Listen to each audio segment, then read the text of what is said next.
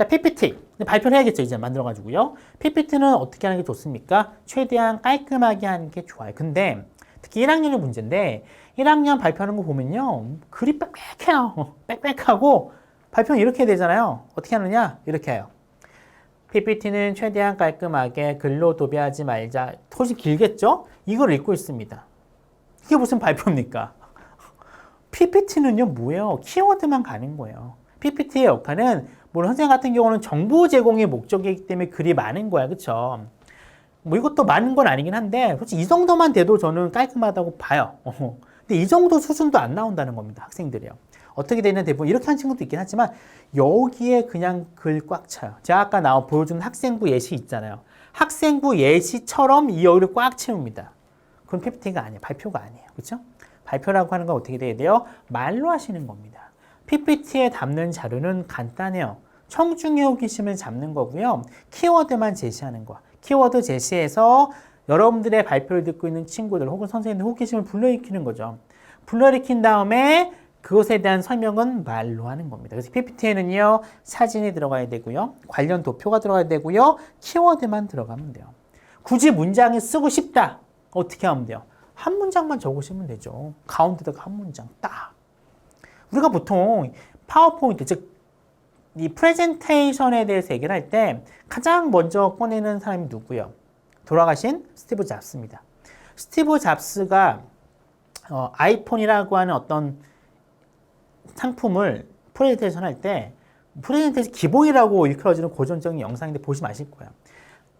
물론 스티브 잡스가 만든 건 아니겠죠? 여하튼 간에 그 사람이 썼던 파워포인트를 보시면 문장이 하나도 안 나와요.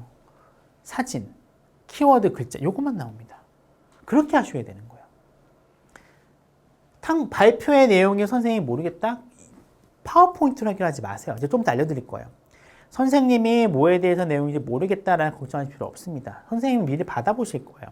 여러분들이 파워포인트를 만드는 것들은 청중을 사로잡기 위한 방식이 들어가야 되는 겁니다. 어차피 친구들은 듣고 까먹어요. 친구들의 호기심을 잡아야 되고요. 뭔가 깔끔한 맛에 발표를 하셔야 되는 거예요. 발표는요, 브리핑입니다. 세세한 내용을 발표를 통해서 알리는 게 아니에요. 스티브 잡스가 아이폰에 대해서 얘기를 할 때 아이폰에 대한 특징만 얘기해야지 아이폰에 대한 스펙, 아이폰을 활용하는 앱 사용 방법이 다 얘기하는 겁니까? 아니죠.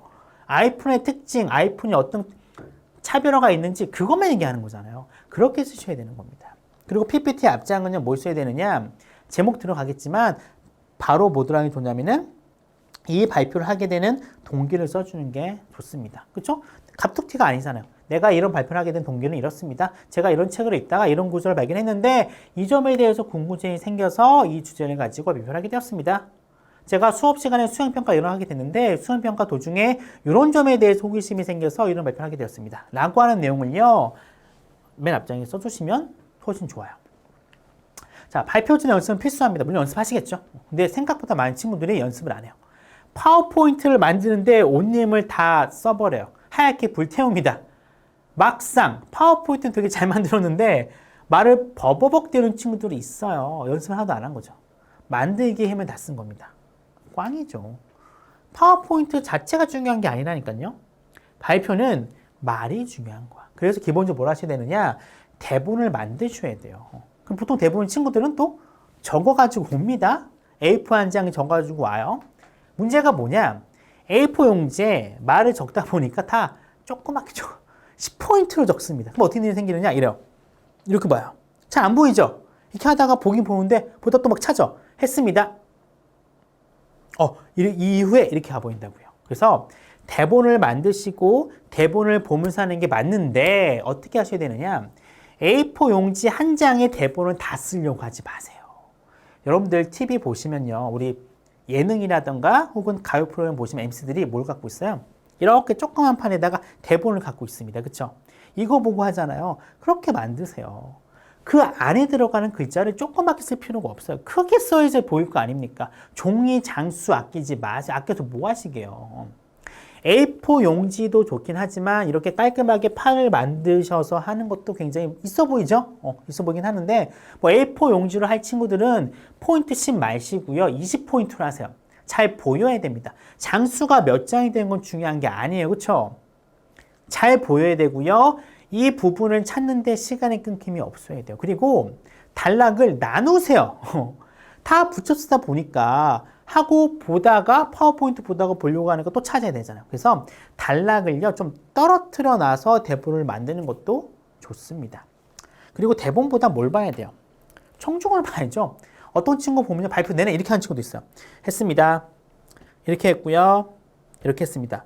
발표 내내 청중을 보는 시간은 이거를 발표하게 될 몇 번 누구입니다. 이상으로 발표를 마치겠습니다. 이런 친구들이 있어요. 처음과 마지막만 친구를 보고 내내 이것만 봐요. 파워포인트만 봅니다. 아니죠. 청중을 보셔야 돼요. 앞에 있는 친구들을 보셔야 되고 선생을 보셔야 돼요. 이렇게 하기 위해서 뭐가 필요한 겁니까? 연습이 필요한 거예요. 최소한 2-3번 연습을 해야죠. 수행평가할 때 정말 암기 몇 번씩 하는 친구들은 왜 프레젠테이션 발표할 때 연습을 안 하십니까? 연습을 한 번 하는 거랑 2번 하고 하는 거랑 차이가 엄청나요. 연습하셔야 되고요. 대본 만드셔야 되고요. 대본을 외우라는 얘기는 안 해요. 외워서 뭐하면 보고 하시면 되는데 대신에 크게 만드셔야 돼요. 크게 만드시면요. 보더라도 보면서 할 때 이게 가능해요. 작으면 안 보여요. 글씨만 보이냐고. 글씨가 일단 크면요. 청중을 보면서 하는 게 가능합니다. 그리고 대본보다는 청중을 좀 보면서 얘기를 하셔야 돼요. 그래야지 어때요? 여러분들을 바라보는 친구들이 여러분들을 바라보게 돼요. 발표하는 사람들이 청중을 보면서 하지 않는 이러고 하는데 요걸 바라보는 친구들이 이걸 보고 있나요? 선생님이 친구들이 발표하는 것부터 맨 뒤에 이렇게 서서 보거든요. 그 발표한 친구들도 보지만 친구들도 봐요. 친구들이 굉장히 재밌게 바라본 친구는요. 당연히 발표의 내용도 훌륭한 친구가 많아요.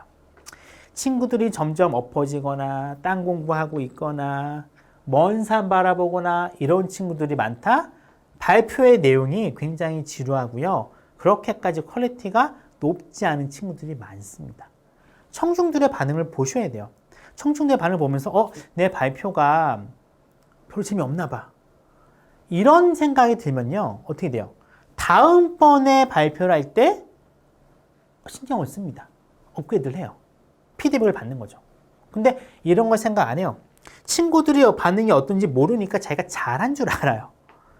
발표가 바뀌지 않습니다. 이건 공부를 잘하는 친구와 못하는 친구는 다 똑같아요. 청중의 반응을 봐야지 자기의 프레젠테이션이 잘했는지 못했는지를 알게 되는 겁니다. 발표 시간 보면요. 5분 정도 딱 좋아요. 어떤 친구 보면요. 한 10분, 15분 넘게 가는 친구가 있습니다. 보통 발표가 5분에서 7분이 넘어가는 얘기는 줄글이 많다는 얘기예요. 기본적으로. 그리고 A4 용지 앞뒤로 꽉 채웁니다. 10포인트로요. 재미가 없죠. 있느냐 바쁜데. 보통 발표 시간이 긴 친구들은 청중 안 바라봐요. 대본만 보고 계속 있습니다. 내용도 어려워요. 이게 공부를 좀 하는 친구들은 실수예요. 발표는요. 자기의 탐구 활동의 모든 걸 보여주는 게 아닙니다. 발표는 뭐예요? 브리핑이죠. 얘기했잖아요. 스티브 잡스가 아이폰에 대해서 브리핑을 할 때 아이폰에 대한 스펙을 다 얘기합니까? 아이폰 사용법을 다 얘기합니까? 여기에 적용된 기술을 다 얘기합니까? 아니에요. 아이폰이란 무엇이며 아이폰이 어떻게 우리의 세상을 바꿔놓을 건지 아이폰의 가격은 중요한 핵심, 가격이 얼마고 어떤 몇 기가를 갖고 있는 이것만 얘기합니다. 발표는요, 브리핑이에요. 여러분들이 탐구 활동을 하는 그 주제에 대해서 가볍게 이야기를 하는 겁니다. 그러니까 당연히 어때요? 주제 자체는 전문적일 수는 있지만 전문적인 내용을 다 얘기할 필요는 없습니다. 아스트라제네카의 무슨 바이러스 거기까지 설명을 하는 거야. 이 바이러스의 핵이 어떻고 이렇게 하고 이런 화학식을 가지고 있고 주저주저 얘기를 해봤자 친구들 몰라요. 이걸 보시는 그 선생님 저도 모릅니다. 그거를 알 필요가 없어요. 단지 어떻게 하면 돼? 이런 게 있다라고 말해주시면 돼요. 요거에 대한 세부 설명, 요거에 대한 이론, 요거에 대한 정말 긴 디테일한 거 발표로 쓰지 마시라니까요. 발표로 하고 끝낼 거예요. 탐구활동? 아니죠. 탐구활동을 발표로 하기에는 너무 깊이가 낮아져요. 전달 내용이 적기 때문에 뭐로 쓰셔야 됩니까? 어렵고 전문적인 내용들은 다 뭐로 끝내야 돼요? 보고서로 가야죠. 이 내용들을 친구들이 알 필요는 없어요. 그렇죠? 친구들 관심도 없습니다. 그냥 저런 게 있구나 정도만 기억하는 거지 요거의 특성이 뭐고 구조식이 뭐고 돈은 얼마고 이런 거 다 알 필요가 없는 거야. 이런 내용을 어떻게 하면 돼요? 보고서에 넣으시면 돼요. 그리고 설사 이 내용으로 있는 선생님들도 그 내용을 다 관심이 없으세요. 그렇죠? 단지 보고서를 쓰고 이 친구가 이런 것에 대해서 관심이 있고 이런 것에 대해서 썼구나 정도만 아시면 됩니다. 솔직히 말해서 보고서를 내시면요. 이 보고서를 다 읽어보시는 분들은 안 계세요. 저도 솔직히 보고서 내면요. 다 읽진 않습니다. 그냥 훑어만 봐요. 이런 게 있구나. 또 많은 선생님들은 보고서를 받으시고 써주시기도 하지만 나중에 얘기를 해요. 알았으니까 네가 한번 더 요약해와. 이런 선생님도 계시거든요. 그렇기 때문에 어렵고 자세한 내용들은 발표보다는 보고서를 통해서 내는 게 좋아요. 그리고 나중에 말씀드리겠지만 보고서 내용 앞에 요약집도 써서 내는 게 좋습니다. 발표로 탐구 활동을 끝내려 하지 마세요. 발표로 그냥 퉁치려고 하다 보니까 여기에다가 어려운 내용 때려박고 혼자 15분 동안 발표 내용 읽고 있고 그게 무슨 발표입니까? 보고서 낭독회죠. 발표를요 보고서 낭독회로 쓰지 말라는 거야. 자기만 만족도로 높이려고 쓰지 말라는 겁니다. 기본적으로 발표는 여러분들의 어떤 만족도를 높이는 게 아니라 친구들한테 알리는 거죠. 나 이런 거에 관심이 있다. 이런 거 좀 알아봐. 이런 게 있어. 소개하는 겁니다. 광고고 브리핑이에요. 영화 예고편 다 아시잖아요. 다 보여주진 않죠. 핵심만 딱딱딱 보여주는 거잖아요. 그렇죠? 이런 거에 호기심이 있다는 걸 친구들도에게 알려주는 거고 너희도 만약에 관심이 있으면 나랑 같이 하자. 선생님 저 이런 거에 관심 있어요 라고 알리는 거예요.